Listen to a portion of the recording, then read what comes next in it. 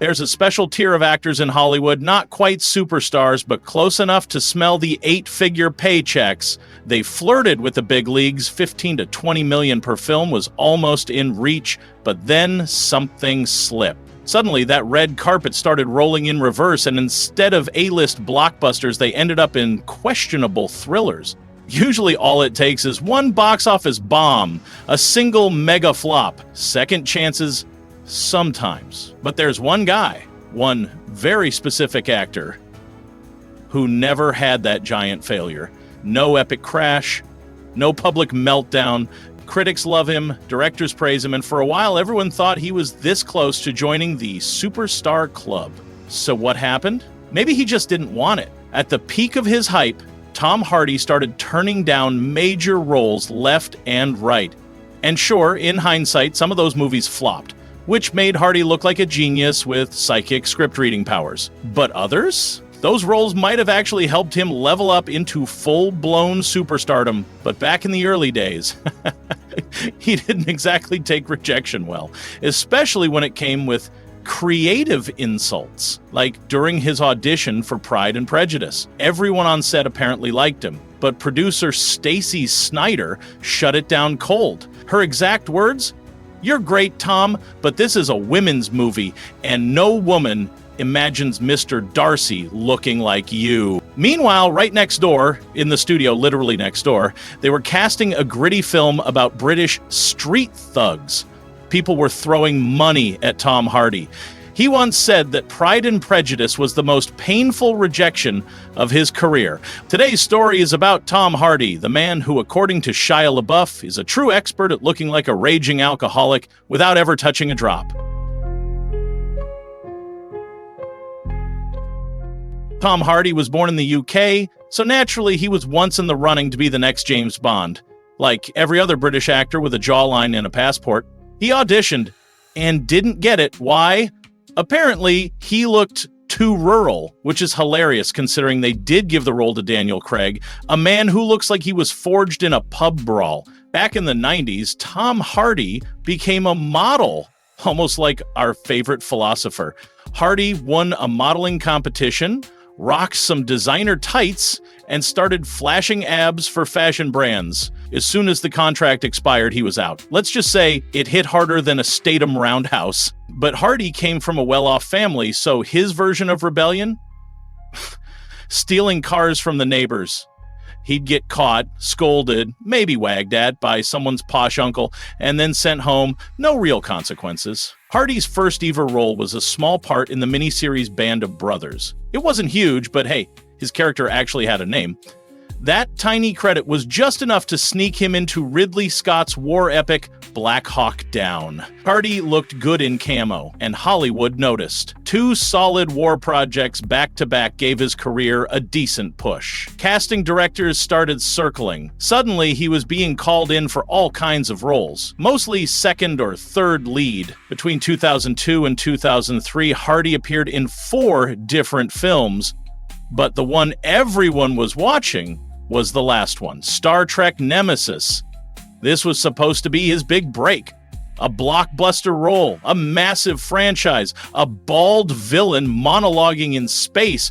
What could possibly go wrong? Well, a lot, apparently. He's admitted in multiple interviews that after Nemesis, he almost quit acting entirely. He thought that was it. His shot came and blew up in warp speed. Not the launch, he imagined, more like an explosion on the launch pad. Patrick Stewart, who had several scenes with Hardy in Nemesis, didn't hold back. He later said the film was flat out bad and that he himself didn't have a single good scene in it. Hello, darkness, my old friend. Before filming, he was already experimenting with, let's call it, questionable substances, but once production started, he tried to pull himself together, and then movie dropped. By his own words, he drank for 5 men and numbed everything he could. During that period, Tom mostly hovered somewhere around third-tier characters. Small parts in decent films like Layer Cake, but when it came to lead roles, yeah, those were showing up in grade G cinema, the kind of movies that don't even hit the dignity level of a Belgian roundhouse flick or a bloated Steven Seagal sequel. By the mid-2000s, Hardy had started drinking a little less and sprinting to every casting call he could find. He was popping up everywhere, trying out for Bond and Pride and Prejudice, where he was politely redirected back to the countryside. But that was about to change.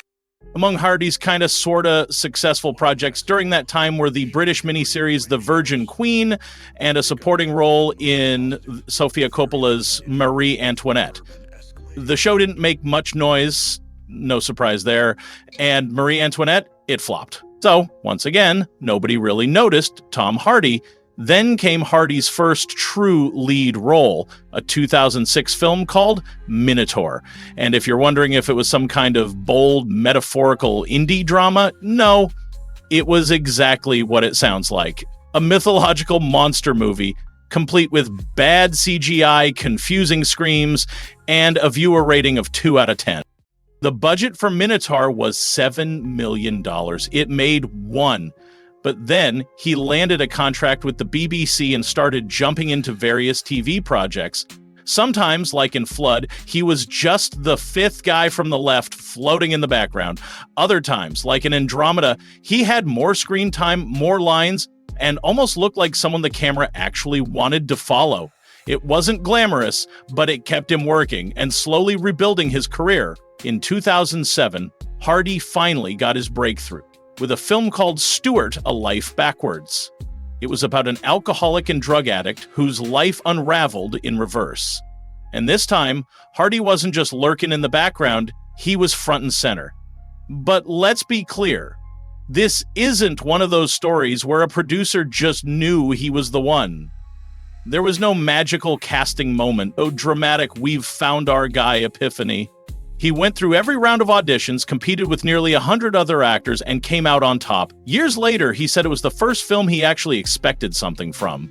To prepare for the role, Hardy lost weight and started sleeping less just to look more wrecked and worn out on screen, and it worked. But within the walls of BBC and HBO, it made an impression. Enough of an impression to bump Hardy up a level in the network's internal actor hierarchy. He started landing stronger roles in British TV, including Oliver Twist, where he finally got to play the main villain. It wasn't global stardom yet, but it was 2007, and Hardy was clearly climbing. If Jason Statham's schedule hadn't been packed, we might have never heard of Tom Hardy. Yeah, that's how random Hollywood can be. Originally, Statham was set to star in Bronson, the Nicholas Winding Refn biopic about the UK's most violent prisoner, but scheduling conflicts got in the way and Statham had to drop out. The budget for Bronson, let's just say the studio wasn't exactly dreaming of box office glory, it was tiny. So Tom Hardy basically worked for food and in return had to gain 15 kilograms of pure muscle to play Britain's most notorious inmate. The whole film was shot for just $250,000. But despite the low expectations, Bronson pulled in $3 million at the box office. The critics loved it. Bronson made the rounds at film festivals, got tons of attention, and even if the movie itself wasn't for everyone, everyone agreed on one thing: Tom Hardy was a beast. Right around that time, another movie dropped, and Tom had a supporting role. The director Guy Ritchie was hunting for actors who could authentically play British thugs. So, naturally, Tom didn't even have to act. They just handed him the role. Too bad the movie bombed at the box office, so Ritchie scrapped the whole planned trilogy thing. But, and here's the twist, Rock'n'Rolla ended up playing a way bigger role in Tom's career than anyone expected. In 2009, Tom Hardy's career started picking up speed. No more standing in the background. Now he was getting lead roles in high-end British productions, like Wuthering Heights, and a gritty prequel series where, yep, he played another thug.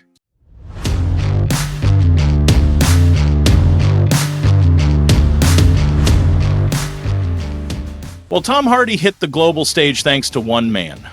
Christopher Nolan saw Rock'n'Rolla and thought, yep, I want that guy.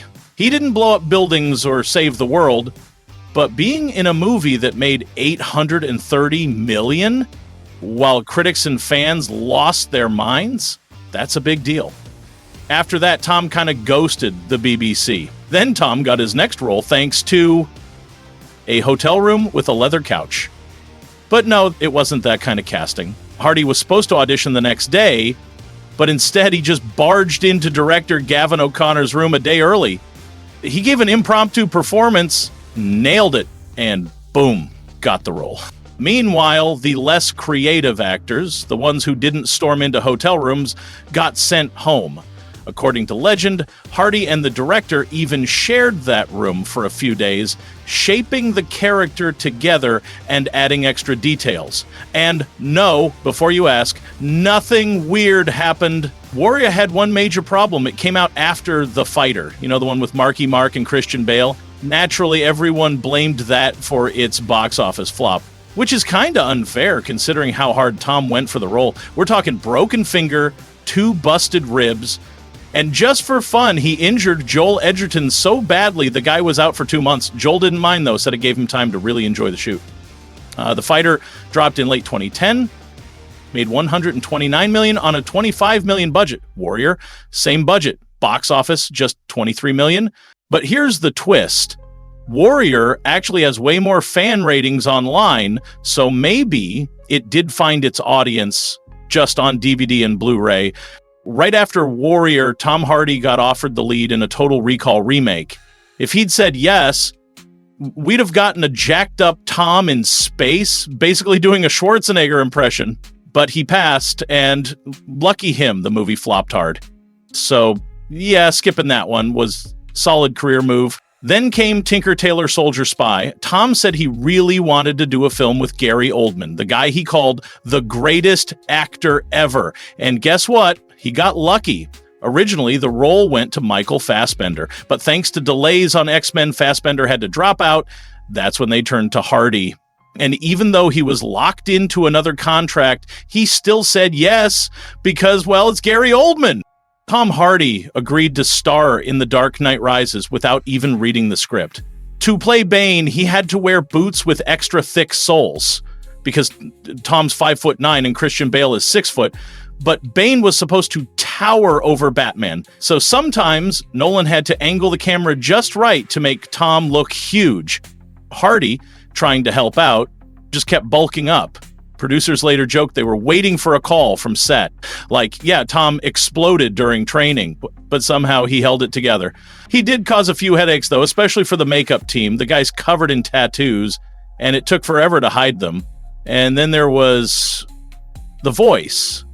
Hardy decided to base Bane's accent on some old-timey Welsh traveler named Bartley Gorman, which sounded cool, but audiences couldn't understand a word he was saying. That got Nolan roasted for bad sound design.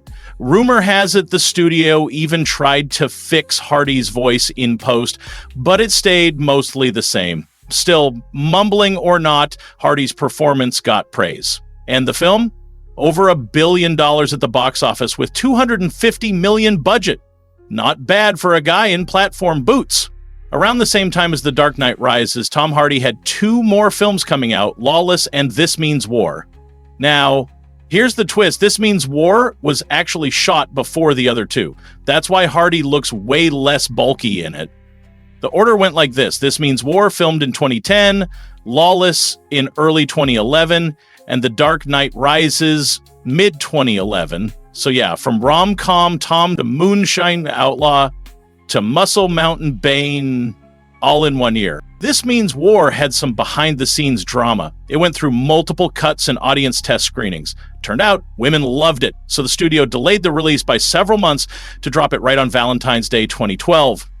Smart move? Maybe. It made $157 million on a $65 million budget. Not a flop, but not a hit either. Then again, a fall 2011 release might have done even worse. And Tom's final film of 2012 was Lawless, aka the wettest county in the world. Another role where Hardy felt right at home. Fun fact, he wasn't even supposed to be in it. Originally, that role went to Ryan Gosling. Yeah, try imagining that. Moonshine Outlaw. But delays happened, Gosling dipped, and Hardy, now fresh off bulking for Batman, stepped in. Producers saw his new size and figured, yeah, this'll work. The film claims to be based on true events. That's what the credits say, at least.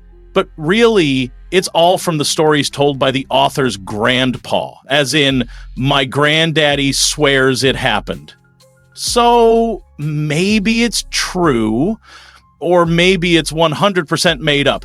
Behind the scenes, Shia LaBeouf, who stayed drunk on set to stay in character, got real mad that Hardy, stone cold sober, still looked like the biggest drunk in the film.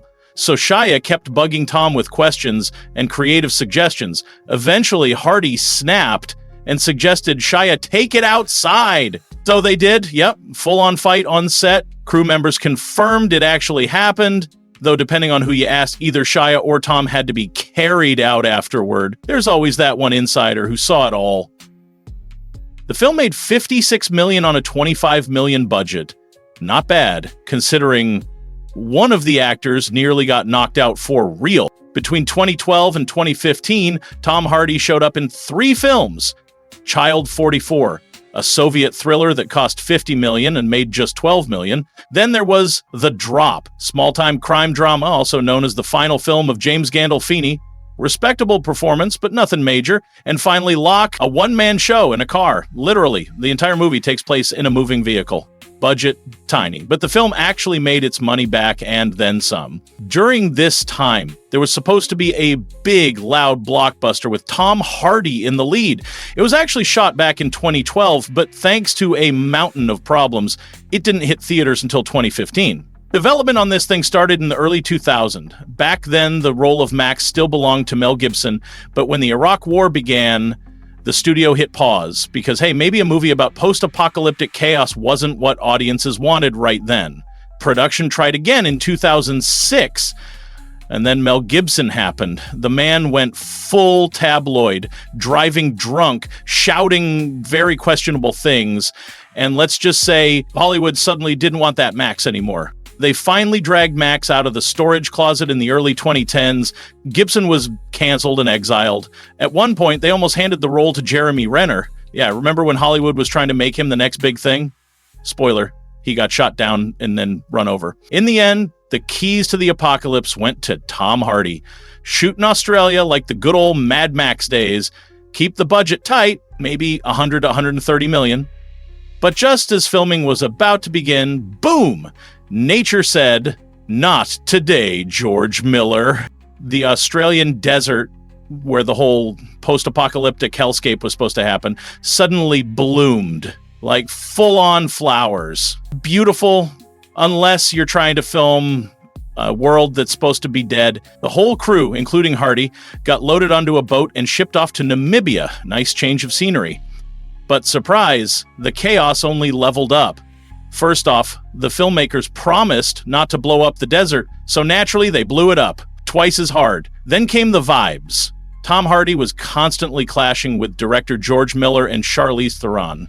According to Tom, he just didn't understand what anyone wanted from him. Look left, look right, nod, but don't speak. So he invented a solution: grunt acting.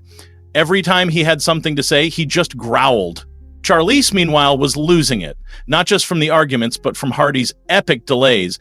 The guy would take 2 hours to walk from his trailer because he wanted to touch the sand. So everyone just stood there, waiting, while Tom communed with nature. A few verbal fireworks went off between him and Theron. Nobody got punched. This wasn't a Shia LaBeouf set, but let's just say it wasn't polite. When they finally wrapped filming, the studio hated the ending. So they reshot the last third of the movie. The whole thing took 3 years. And only in 2015 did Fury Road finally hit theaters. Budget bloated from 130 to 175 million. Box office, a solid 378 million. Critics and fans went wild. Hardy had to personally apologize to Miller and Theron. His excuse? "I didn't know what was going on, and nobody told me." Relatable, honestly. He didn't have fun making the movie. But it definitely shaped him, because on that set, everyone was out to kill him. Tom could have ended up in Terminator Genesis. Yep, he was officially in talks to play John Connor. No worries, Jai Courtney was never in danger of losing his spot. Nobody wanted that mess. But Hardy turned it down, and we still don't know exactly why. He also said nope to The Legend of Tarzan. Didn't even consider it seriously. Man wasn't about to go swinging through the jungle with monkeys. As for Black Mass with Johnny Depp, he actually had to back out due to scheduling issues. His replacement? Joel Edgerton, yep, his brother from Warrior. Now, here's the twist. Hardy bailed on Black Mass to shoot a completely different Everest movie, not the one we ended up seeing. He was supposed to star in Doug Liman's version, where he climbs the mountain and saves a bunch of amateurs who don't know what they're doing. Classic Tom. But production was scrapped when the other Everest movie beat them to the punch. Two mountain flicks? Same title? Studio said nah. Hardy also had to drop out of Suicide Squad. He was originally cast as Rick Flag, the serious guy who yells at the crazies. But once again, scheduling got in the way, thanks to The Revenant. See, Alejandro Gonzalez Iñárritu was out there filming Tree Bark for so long, the snow literally melted and they had to move the shoot from Canada all the way to Argentina. Plus, director insisted on using only natural light, so they could shoot like 2 hours a day. Could Hardy have pulled off both films? Maybe. But when you're stuck in the middle of Argentina, multitasking gets a little tricky. So, Suicide Squad lost Palm and replaced him with Joel Kinnaman. It was Leo DiCaprio who drugged Hardy into The Revenant in the first place. Tom wasn't exactly excited about freezing in the woods for months, but Leo convinced him to at least read the script. Hardy says he never even finished it, but he liked the vibe. Said yes. And it paid off. Hardy got his first, and so far only, Oscar nomination. He and Leo actually had a bet about it. Leo said he'd get nominated. Tom didn't believe him. Leo was right. The shoot ran way over. The budget ballooned from $90 million to $135 million, but the movie pulled in $532 million, so everyone walked away happy. Well, except maybe Hardy, because Legend, where he played both Cray twins, flopped. It cost $30 million, made $40. 4. Not terrible, but not a hit. Still, Hardy calls it one of his favorite films. Later on, Hardy started taking fewer roles, even though studios kept throwing bigger and heavier bags of money at him. He said he just had other stuff to do in life besides working. Fair enough.